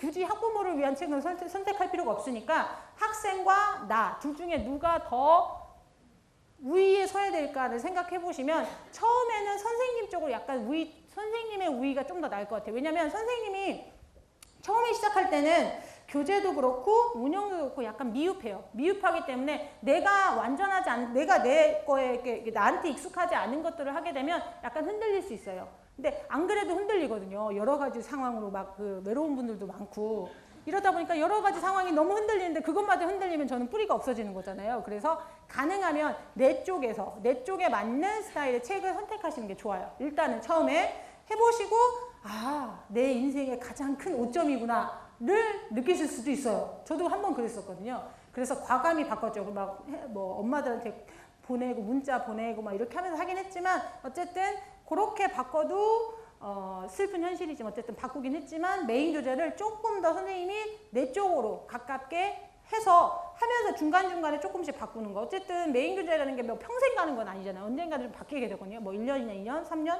바뀌게 되면 그때는 그걸 감안해서 다른 교재를 선택하는 방법도 있고, 내가 메인 교재를 선택해서 나한테 편한 교재를 선택했는데 막상 아이랑 해보니까 좀 안 맞을 수도 있어요. 근데 그걸 확 바꾸는 것보다는 세컨 교재가 있잖아요. 세컨 교재의 분량을 조금 더 넣어주면서 이 책은 어쨌든 끝내주는 방법. 아까 선생님 말씀하신 대로 공부방 같은 경우는 엄마들이 약간 의심하는 경우가 있어요. 잘했을까? 숙제는 하고 있을까? 이런 의심이 있거든요. 왜냐하면 학원처럼 막 시스템에 이 아이 출근 뭐 이런 게 없으니까. 그래서 보통은 책을 보내요. 책을 집으로 보내면 이제 엄마가 이렇게 그래도 안 보시는 분이 대부분이지만 한 분 보셔요. 외로우신 분이.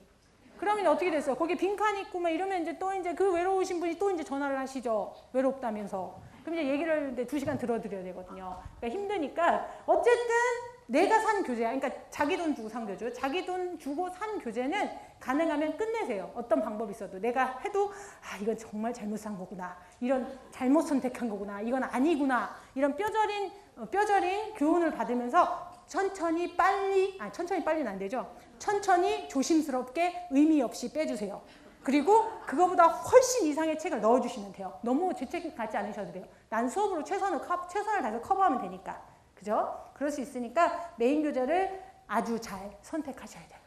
세컨 교재는 아까 말씀드린 대로 메인 교재의 세컨이라고 보시면 돼요. 그리고 아니면 그런 경우도 있었어요. 저 같은 경우는 메인 교재를 썼는데 이거는 너무 완벽해요. 내가 너무 완벽한 교재를 선택했기 때문에 뭘 추가할 게 없는 거예요. 그러면 뭐 예를 들면 보캐브러리 여기에 추가 리딩을 했는데 보캐브러리가 좀 많이 있는 뭔가를 해주고 싶다. 그걸 하나 조금씩 넣어도 되고 아니다. 나는 굳이 세컨 교재 필요 없다. 그러면 그냥 하나로 하셔도 크게 상관은 없을 것 같아요. 근데 저는 이제 약간 다른 텍스트를 아이들한테 보여주고 싶다는 약간의 그 충동이 있었던 것 같아요. 그래서 지금도 메인과 세컨 교재는 그대로 사용하고 있어요. 일단 물론 많이 바뀌었어요. 많이 바뀌었는데 그럼에도 불구하고 좀 다양한 텍스트를 아이들한테 전달해주고자 하는 게 좀 맞는 것 같기도 해요. 네, 그 다음에 사이드 교재 같은 경우에는 아까 프로젝트 수업 같은 거 할 때 있잖아요. 조금 이거는 저의 케이스이기 때문에 좀 다를 수 있어요. 뭐 이틀 오시는 분도 있고 3일 오시는 분도 있고 매일 오시는 분도 있어요. 그거는 이제 본인이 수업을 어떻게 짜냐에 다르긴 한데 저 같은 경우 뭐 3일을 오니까 하루는 아이들이 이제 사이드 다른 교재 조금 더 기존에 봤던 형태의 책들이 아니고 뭐 스피킹 교재 같은 거나 이런 거 그 프로젝트를 할 수 있는 그런 수업이나 아니면 또 화상도 그런 쪽도 괜찮고 그런 식의 좀 사이드 교재를 좀 써주셔도 나쁘지 않을 것 같아요. 그리고 뭐 단어 시험을 보겠다? 그런 단어책 같은 것도 보셔도 괜찮을 것 같고요. 네. 그래서 파트별 보시면 reading, grammar, writing, listening, speaking 그래서 1, 2, 3번은 거의 일반적으로 많이 쓰는 케이스고 리스닝 스피킹 같은 경우에는 많이 뭐 스피킹을 하시는 분들도 많이 있긴 있어요. 간혹. 그죠? 근데 굉장히 쉽지 않죠. 스피킹 같은 경우는 현실적으로. 하지만 하시는 분들도 있어요.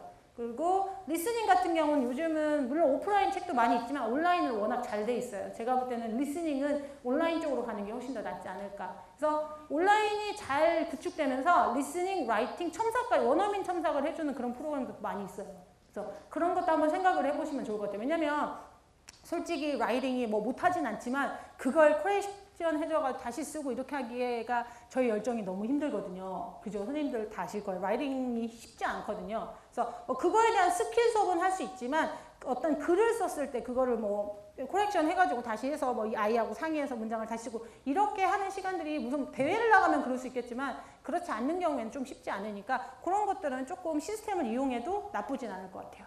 그래서 요즘은 되게 잘 되어 있는 게 많이 있으니까 그래서 여기 지금 파트별에도 마찬가지로 선생님들이 선호하는 프로그램을 선택하시면 좋을 것 같아요. 그래서 저 같은 경우는 약간 그래머를 좀 일찍 시작하는 반이어서 그래서 저희 공부방의 소문은 뭐냐면 그래머를 완성시키는 공부방? 뭐 이런 거. 약간 그런 거를 조금 특성화시켜도 좋으실 것 같아요. 저희 같은 경우는 그래서 그래머가 굉장히 다양하고 폭도 굉장히 넓고 그렇거든요. 그래서 그렇게 본인이 잘하는 걸 약간 특성화시키고 그렇다고 그래머만 할 수는 없으니까 그래머 리딩을 하되 내가 잘하는 것들은 확실하게 뛰어나게 할 수 있도록 조금 만들어주시면 훨씬 더 인지도가 높아질 수 있어요. 예전에는 그래머가 많이 제가 그래머 수업한다고 하면 되게 막 무시했거든요. 근데 요즘은 오히려 그래머 수업이 훨씬 더 많이 부각되고 있어요. 그래서 내가 그래머가 맞거나 아니면 나는 그런 문제풀이 막 굉장히 좋아하는 그런 선생님들 같은 경우도 나쁘지 않을 것 같아요. 그래머. 그리고 본인이 약한 리딩을 조금 더 다양하게 봐주는 것도 나쁘지 않을 것 같고요. 그래서 자기만의 포커스를 꼭 가져야 된다는 거 필요한 것 같아요. 보시면 이제 공부방 교육 과정을 이제 이렇게 쭉 제가 만든 거예요. 이제 이게 제가 아까 말씀드린 포트폴리오로 해가지고 어머니들 다 보여드리는 거예요. 그래서 이렇게 PPT 띄워드리고 이렇게 상담을 했어요. 12년 전에. 그래서 이렇게 만들어가지고 뭐 시간부터 시작해가지고 쭉쭉쭉 하고 중간중간에 바뀌기는 하지만 어쨌든 거의 클래스 자체가 이렇게 진행이 됐어요. 그래서 지금 뭐 킨더 예전에 했었는데 지금은 안 하죠. 그 다음에 엘리멘터리 스쿨, 그 다음에 미들 스쿨 3일로 했지만 이틀이에요. 어쨌든 그래서 초등학교까지 3일, 중학교부터 이틀 이렇게 들어가서 프로그램 진행하는 거. 이런 것들은 이제 보시면 본인들이 이제 선택하는 방법으로 수업을 하시면 좋을 것 같아요. 예, 여러 가지 방법이 있으니까. 네.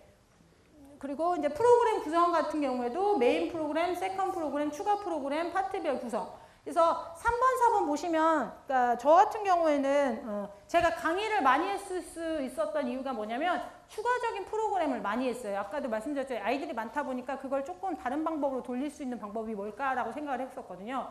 그래서 다독이 한참 유행이었을 때 도서관 프로그램을 이제 물론 이제 뭐 여러 다른 출판사하고 뭐 해서 만들긴 했지만 어쨌든 그렇게 해서 그걸 운영을 했어요. 운영을 하고 뭐 그 아이들하고 같이 피드백도 받고 같이 공부를 해가지고 뭐 아이들이 이제 대여 프로그램도 하고 도서 대여 프로그램도 하고 그다음에 안에서 아이들 스스로 그 책을 읽고 프로그램 그 국립포트나 그 북 활동을 할 수 있는 거 이런 것들을 좀 만들었거든요. 그래서 그렇게 해서 추가적인 그 엑스트라 머니를 보는 거죠. 저 같은 경우는. 그래서 이제 좀 더 수업은 줄었지만 그 수익은 어느 정도 유지될 수 있는 만큼 이제 이게 메인이 될 수는 없지만 그래도 이것 때문에 약간의 소문? 예를 들면 책 대여를 지금은 워낙 많아졌긴 했지만 예전에는 그렇게 영어 책을 대여하는 데 많지는 않았거든요. 그 약간의 관리를 조금 해줬고 뭐 국립포트 써오면 체크를 해준다든가 그렇게 해줘서 그런 부분들이 약간 있어서 여기는 이런 것도 있구나. 그리고 몰랐는데 영어 공부방에서 이런 걸 하는구나. 이렇게 하다 보니까 약간의 소문도 됐었던 것 같아요. 그래서 그런 아이디어를 조금 선생님들이 가지고 있으면 좋을 것 같아요. 굳이 내가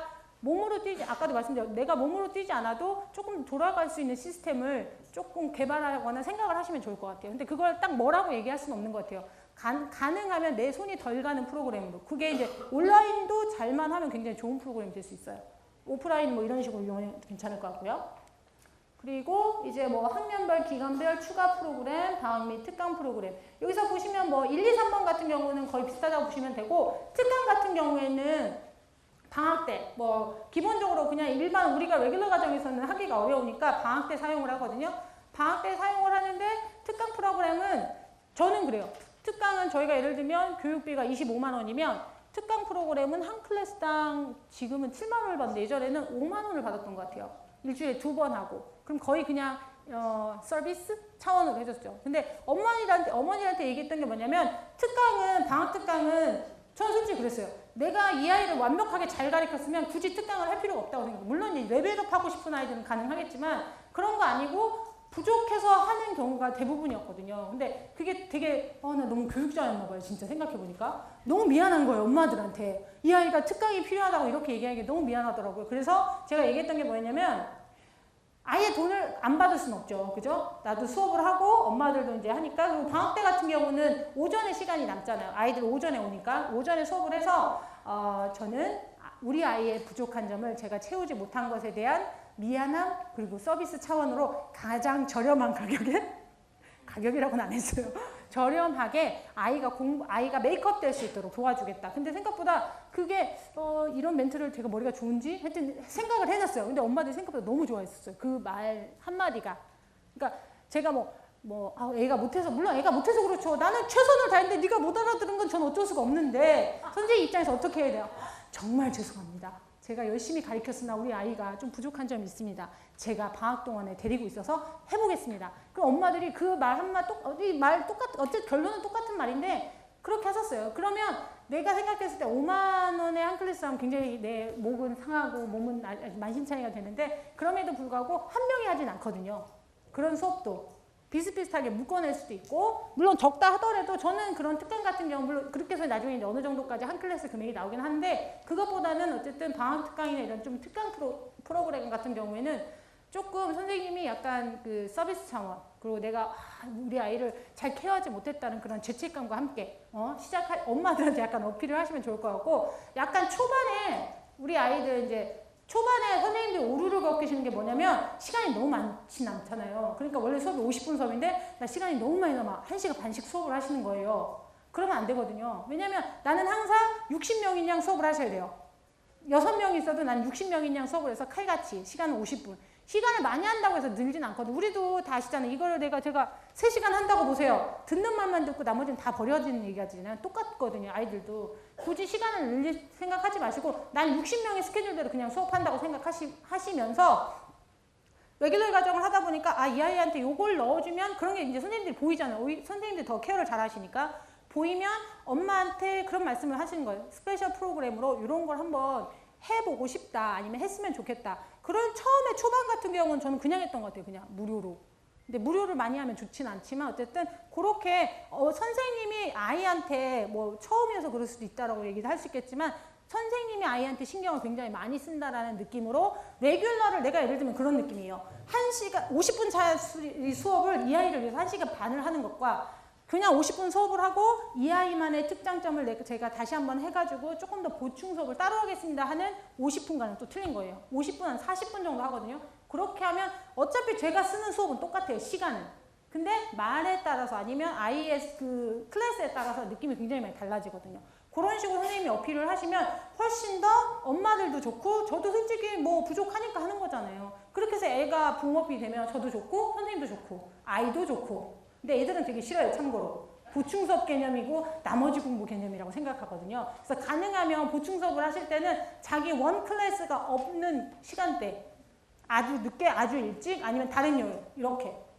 어차피 초반에는 선생님 시간이 굉장히 많이 남으세요. 네? 제 수업이 막 쭉 있는 게 아니거든요. 1시간 했다가 한 2시간 쉬었다가 또 1시간 하고 이렇거든요. 이런 시간에 한 번씩 잠깐씩 넣어주시면 좋을 것 같아요. 다만 무료보다는 어쨌든 그게 나중에라도 계속 정착이 될 수 있는 가능성이 있거든요. 그러니까 조금 약간 뭐 추가로 좀 더 받는 것도 나쁘진 않을 것 같아요. 네, 그렇게 진행을 하시면 특강 프로그램도 아주 보너스의 효과를 받을 수 있죠. 저희는 이제 자영업이죠. 네. 선생님 든든해요. 너무 이렇게 훌륭하신 분이 계셔서. 그래서 자영업자이기 때문에 보너스가 없잖아요. 그죠? 누가 월급을 주는 게 아니니까. 그래서 특강 같은 걸 하면서 약간 보너스 개념을 좀 가지셔도 될 것 같아요. 그래서 제주도 한번 슝 갔다 오시면 좋겠죠? 아니, 몰디브를 가도 괜찮을 것 같고요. 네. 여기 보시면, 그러니까 이거는 그냥 일반적인 이렇게 수업을 진행하는 저희 이제 과정들이라고 보시면 돼요. 이렇게 스페셜 클래스 프로젝트, 그다음에 아까 말씀드린 이 스페셜 클래스에 이제 그 수업이 들어가는 거죠. 화상이. 근데 여러 가지 형태로 가능한 것 같아요. 예를 들면 그냥 프로젝트 수업도 되게 어렵게 생각하지 마시고 요즘 프로젝트를 할 수 있는 책들이 아주 잘 나왔어요. 그래서 그런 책을 또 찾으셔도 괜찮을 것 같아요. 그래서 굳이 내가 되게 많이 하지 않아도 아이들한테 시간 이렇게 주고 시간을 던져주고 아이들끼리 할 수 있는 그런 거. 선생님이 나중에 아웃풋만 받고 확인할 수 있는 거. 그런 것도 나쁘지 않아요. 우리 아이들이 생각보다 믿을만 해요. 그러니까 왜 예를 들면 그런 거 있잖아요. 애들만 놓고 나는 저기서 수업을 하면 우리 애들이 할까? 이렇게 생각하잖아요. 그러면 내가 의심하면 애들은 안 해요. 근데 내가 의심하지 않고 너희들은 할 수 물론 이제 그 사이에 여러 가지 압박과 서름과 그 벌칙과 여러 가지가 있긴 한데 어쨌든 그거 빼고 우리 아이들을 믿으면 우리 아이들은 그렇게 될 수 있는 아이들이에요. 그래서 프로젝트 수업은 그렇게 아이들끼리 진행하고 선생님 확인 체크하는 그런 식으로. 그러면 훨씬 더 선생님이 클래스를 운영하는데 여유가 생겨요. 이 수업 시간에 내가 수업을 또 할 수도 있으니까. 그러니까 그런 것들을 이거는 그냥 일부라고 보시고 일부니까 그냥 그럴 수도 있겠구나 생각하시지만 여러분들은 가셔가지고 내가 그런 수업을 할 수 있는 게 뭐가 있을까. 아까도 말씀드렸지만 프로젝트 수업은 굉장히 많고 뭐 그런 거 아니더라도 다양하게 그 시간에 뭐 리스닝 뭐 온라인을 거기서 상관은 없어요. 요즘 아이들 생각보다 집에서 온라인 잘 안 해요. 싫어하더라고 굉장히. 워낙 질려서. 그래서 그런 걸 거기다 집어넣어도 괜찮아요. 엄마들은 매일 하는 것도 물론 좋긴 하지만 현실적으로 컴퓨터 키고 앉아가지고 그거 하면 또 시간이 걸리면서 그거 하고 또 하다 뭐 자리를 다시 오지 않거든요. 그거보다는 그냥 학원에서 가능하면 다 해주면 더 좋아해요. 그러니까 그런 프로그램을 돌려줘도 괜찮을 것 같아요. 네, 그래서 뭐 이렇게 들어가는 거, 이렇게 프로그램이. 근데 지금 보면 되게 거창한 것 같지만 실상 이건 수업 내용 안에 다 들어가 있는 온라인이에요. 온라인. 그다음에 아까 말씀드린 이게 톡톡 프로그램이 언어세상에서 만든 그 도서관 프로그램이거든요. 그다음에 이라이브러리는 그 온라인 영어 독서 그런 프로그램 다. 그다음에 프로젝트 수업 아까 말씀드린 거, 스페셜 클래스, 멀티미디어 클래스. 이제 멀티미디어 클래스가 같이 온라인이라고 보시면 돼요. 그렇게 보시면 돼요. 그러니까 말만 이렇게 어렵게 만들면 돼요. 그죠? 그잖아요. 뭐 멀티미디어가 뭘까요? 이러진 않거든요. 근데 딱 이렇게 보면 되게 뭐 있는 것 같잖아요. 그죠? 아닌가 봐요. 어쨌든 엄마들이 보고 놀랐는데 어쨌든 그런 수업들이에요. 뭐 찍어도 그닥 뭐 그래요. 보시면 이거였어? 뭐 이런 건데 이런 만드는 거. 제가 진짜 PPT 되게 못하거든요. 이걸 만드는 건 정말 대단한 일인 것 같아요. 제가 이거 하고 감동했거든요. 근데 이런 거 한번 해보세요. 별게 아니에요. 어렵지 않더라고요. 다 잘하시지 않잖아요. 저도 엑셀 배우고 다 했는데 뭐 그런 거 있더라고요. 이렇게 들었는데 지나가는 거. 잘하려고 하지 마시고요. 그냥 이렇게만 해도 훌륭하더라고요. 됐어요. 끝났어요. 더 안 해도요. 터치하지 마세요. 됐어요. 이렇게. 그래서 이제 매니지먼트 보시면 이제 관리 경영이에요. 타임 스케줄 정하기. 아까 이제 선생님께서 말씀하신 거 계속 이제 반복적인 얘기지만 어쨌든 수업 스케줄은 짜면 나올 수 있어요. 근데 이제 운영의 묘미를 선생님이 잘 해야 돼요. 무조건 내가 이 3일을 한다고 해서 3일 다 하는 게 아니고 그 중에 이 하루를 어떻게 하고 그 중에 또 코칭이 들어갈 수도 있고 그 중에 또 다른 프로그램이 들어갈 수도 있거든요. 그러니까 그렇게 해서 선생님이 가능하면 한정된 시간 안에 많은 아이들이 와서 수업을 받을 수 있게끔 만들어주는 그런 타임 스케줄이나 수업 운영 같은 걸 잡아주시면 좋을 것 같아요. 그 다음에 뭐 after class, during class 또 나왔네요. 이거 before class, during class, after class겠죠? 이런 거 좀 구분해도 나쁘지 않을 것 같아요. 그래서 수업 시간 전에 하는 거, 수업 시간 후에 하는 거 이런 것들도 뭐 예를 들면 수업 시간 전에 온라인을 집어넣어주고 수업하고 끝나고 나서 또 요즘은 온라인으로 보캐블러리 체킹이 다 가능하거든요. 시험 같은 것도 굳이 오프라인을 하지 않아도 선생님이 그냥 체크만 할 수 있을 정도도 가능하고 프린트아웃 다 할 수 있어가지고 선생님이 그러니까 듀어링 클래스만 내가 해도 나머지 비포와 애프터는 다 시스템으로 돌아갈 수 있다라고 생각하시면 돼요. 그리고 학부모 상담. 말씀드렸지만 학부모 상담은 하루 이틀에 되는 게 아니기 때문에 이건 어떤 뭐 책도 좀 많이 보셔야 될 것 같고 노하우도 조금 많이 알고 계셔야 되는데 이건 약간 습득인 것 같아요. 계속 부딪혀 봐야 돼요. 특히 이제 외로우신 분들 많이 만나지는 마시고 전화 통화 많이 하시고 많이 들어주시고 함께 위로도 해주시고 하시면 늘 거예요. 근데 그래도 그럼에도 불구하고 이 전공 서적이 참 필요하더라고요. 저도 영문과인데 나름 체육 선생님 같은 영문과라고 늘 말하죠. 아니요. 근데 어쨌든 전공 서적을 일단 꽂아놓잖아요. 상담 올 때는 항상 그 디스플레이 굉장히 중요한 거 아시죠? 그래서 상담 장소가 있어요. 그래서 엄마가 딱 왼쪽으로 보시면 영문 그 전공 서적 보지도 않는 언제적 제가 93학번이거든요. 그럼 되게 오래된 전공 서적들을 버리지 않았더라고요. 그래서 팔아먹지 않고 그대로 갖고서 그대로 진열해놓고 또 이제 전공 서적들이 있잖아요. 그러니까 영어 관련해 원서들 있잖아요. 그런 거 뭐 꼭 봐야 된다는 그런 선입견은 버리세요. 그런 것들은 이런 학자분들이 보시면 되고요. 저희들은 그런 분들이 쓴 책을 그냥 디스플레이를 하시면 돼요. 다만 색깔별로 눈에 띄게. 눈에 띄는 책들이 있어요. 근데 보면 좀 유명한 책들은 눈에 안 띄어요. 그리고 우리가 봤을 때는 잘 모르는 책들 있잖아요. 그런 책들이 되게 화려해요. 막 초록색, 형광색 같은 게 막 있어요. 일단 그런 걸로 배치를 해주세요. 새 책 사지 마세요. 비싸니까 중고. 어차피 볼 게 아니니까. 아니 근데 뭐 내가 보니까 너무 좋다. 그런 책은 공부를 하시고. 그리고 이제 교수님들이 보면 이렇게 다 어드바이스 해주시잖아요. 좋은 책들 해달라고 하시면. 그래서 그런 건 밑에 깔으셔도 되고 이제 내가 도움이 될 만한 거. 근데 말씀드리고 싶은 건 뭐냐면 그런 전공 서적을 보세요. 그리고 강의도 좀 이렇게 들으셔가지고 얘기하시다 보면 이렇게 전문가들이 말하는 전문 용어들 있잖아요. 일반인들은 전혀 못 알아듣는 그런 용어들이 있어요. 보면 그런 얘기를 적으세요. 스펠링 신경 쓰지 말고 적으세요. 상담할 때 그런 얘기들이 하나, 두 개, 세 개, 네 개씩 하시면 돼요. 왜냐면 못 알아들으니까요. 본인은. 저는 뜻은 알고 있으니까 그렇게 시적절하게 상담을 하시는 거예요. 저는 제가 말씀드렸듯이 저희 그 동네 자체가 워낙 그 수준이 높아가지고 제가 그 사람들한테 낮게 평가받으면 그 사람들이 저한테 아이들을 맡기지 않아요. 그래서 제 목표는 뭐냐면 어떤 엄마가 와도 나보다 모른다. 나보다 밑에 있는 사람이라고 생각하고 그 사람이 그렇게 느끼게 하고 가게끔 했어요. 오든 안 오든. 그 전략은 성공했어요. 그러니까 그건 맞다고 생각해요. 내가 다른 거는 저 사람보다 못할 수 있지만 영어와 영어 교육은 좀 다르잖아요. 영어 교육만큼은 그 누구도 나보다 더 이상일 수 없겠다라는 그런 강한 프라이드, 강한 집념, 그리고 강한 그 전문 용어 이렇게 날려주셔야 돼요. 그죠? 이렇게 끊을 때마다 전문 용어 하나씩 이렇게 날려주시는 그런 센스. 진짜. 근데 웃으시죠? 생각보다 잘 몰라요, 우리도. 그래서 이런 교수님들이 말씀하시는 거 꼭 새겨 들으시고 교수님들이 막 강조하시는 몇 가지 것들이 있고 세미나 같은 데 보시면 실제 이제 출판사 세미나 같은 데 보시면 그런 얘기들 많이 해요. 그네들이 훨씬 더 그런 얘기를 많이 해요. 그런 얘기를 하는 얘기들을 자꾸 이렇게 적으세요. 그냥 듣기만 하면 잊어버려요. 우리가 나이가 있다 보니까 꼭 적으세요. 스펠링 신경 쓰지 말고 적어서 꼭 상담하실 때 그런 멘트. 근데 전화상으로 할 때는 크게 의미가 없고 이게 페이스 투 페이스 할 때 이렇게 했을 때 막 이런 영어를 막 써시면 아주 나쁘지 않아요. 평소에 영어 잘 안 하시잖아요. 그죠? 평소에 영어 안 하시잖아요. 큰일 나거든요. 근데 상담할 때는 내 영어가 많이 나와야 돼요. 그래서 일단 전문 용어 그리고 책 디스플레이용 꼭 준비하시고요. 색깔은 형광색으로. 그리고 보실 책들은 교수님께 이렇게 하시면 될 것 같아요.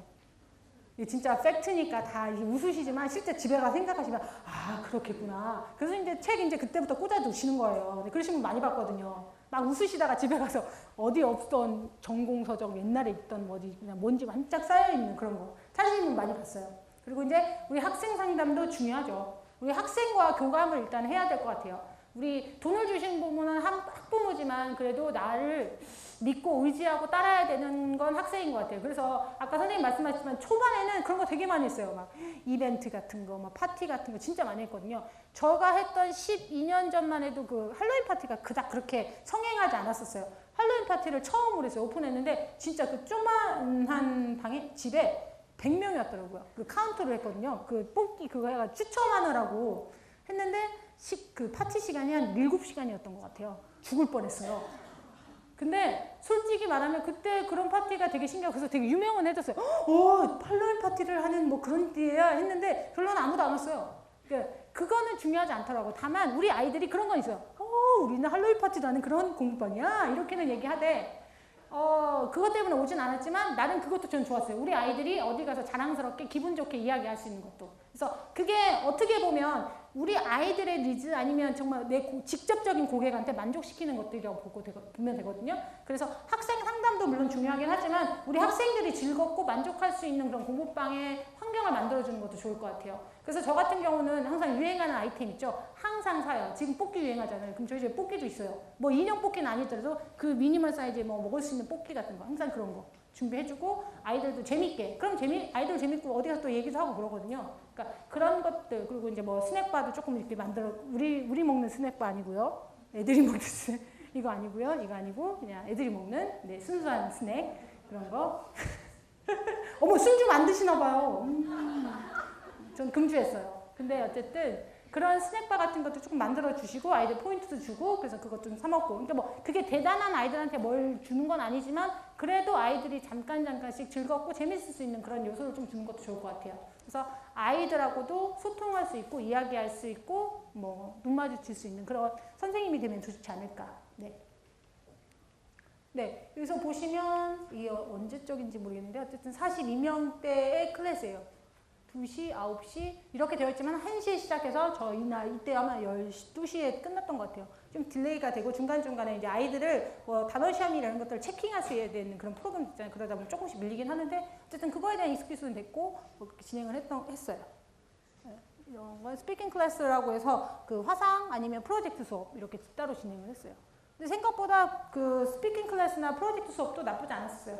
아이들한테 재미있는 시간 그리고 이제 제가 이제 이렇게 따로 3일차 프로그램을 만들었던 이유가 뭐였냐면 좀 영어를 순수했죠. 영어를 공부보다는 조금 즐길 수 있는 그런 클래스로 하나 그러니까 뭘 아이들한테 여기서 내가 뭘 건지겠다 이런 느낌이 아니고 조금 영어를 공부 말고 다른 측면으로 한번 접근해 보자 했는데 뭐 접근만 했어요. 접근만 하고 그냥 그 대신 아이들은 좋아했어요. 다만 저게 어느 정도까지는 저게 되게 애들이 되게 좋아해서 저 수업만 꼭 하고 싶어요. 뭐 이런 아이들도 있었어요. 그건 안 된단다. 수업은 다 들어야 된단다. 뭐 이렇게 해서 예전에 처음에 막 못 모를 때는 저런 아이들 수업을 받았던 거예요. 저것만 들어오는 프로젝트 수업이 너무 재밌다고.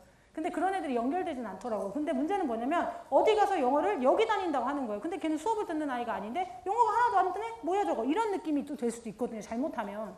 말씀드렸잖아요. 공부방은 이 입소문이기 때문에 이 소리가 어떻게 나가는 거에 굉장히 민감하거든요. 그러니까 그렇게 뭐 부분의 프로그램을 들어오겠다? 전체 프로그램에. 그럼 우리 프로그램을 다 받았다고 볼 수는 없는데 나가서는 거기 영어 다녔다. 이런 얘기들이 나오기 때문에 그건 좋지 않은 방법인 것 같아요.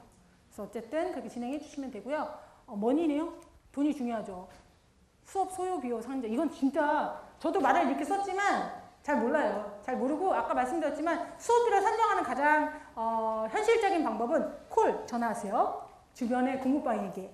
그리고 그런 거 처음에 그런 얘기도 했어. 내 가치, 내가 일하는 시간당 가치 뭐 계속 그러신 분도 있더라고요. 내가 시간당 가치 계산해가지고 이렇게 해서 하시는데 어려워요. 수학 잘하시면 그렇게 하셔도 나쁘지 않을 건데 내 가치를 얼마를 볼까 뭐 이런 느낌인 거죠. 그러니까 예를 들면 그 예전에 어떤 선생님은 주변에 학원을 물어보셨대요.